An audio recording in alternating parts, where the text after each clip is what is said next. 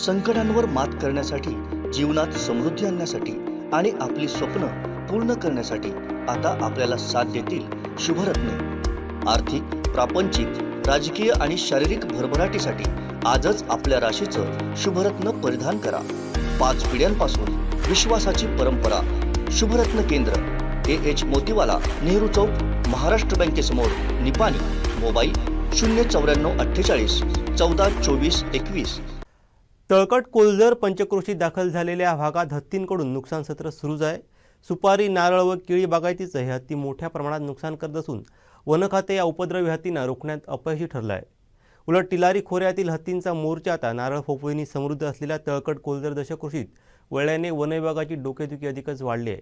दरम्यान त्या भागात गेलेल्या हत्तींचा कळप परतला की त्यांच्या पाठोपाठ टस्कर हत्ती तळकट कोल्झर पंचक्रोशीत दाखल झाला। याबाबत शेतकरी व वन विभागात संभ्रमावस्था निर्माण झाली आहे।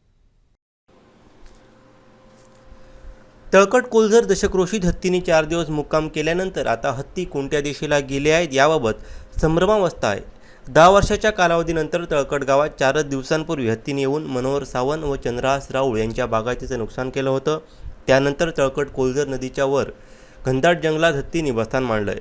या कालावधीत हत्तींनी तळकटमधील काका राणे, दीपक मळिक, रामदास वेटे, कोल्झर येथील महाबळ यांच्या शेती बागायतीचं नुकसान केलं होतं। हत्ती शेती बागायती आणि गावामध्ये येऊ नये म्हणून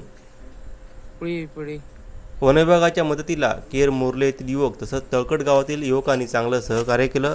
त्यामुळे 4 दिवस मुक्काम असूनही मोठ्या प्रमाणात होणारं नुकसान वाचवण्यात गावकरी यांना यश आलंय। मात्र या परिसरात हत्तींसाठी पोषक असं वातावरण असल्यानं, शिवाय मुबलक पाणी, नारळ, केळी, सुपारी बागायती मोठ्या प्रमाणात असल्यानं आता येथे दाखल झालेले हत्ती कायमचे स्थायिक होतात की काय अशी भीती सर्वांच्या मनात निर्माण झाली आहे।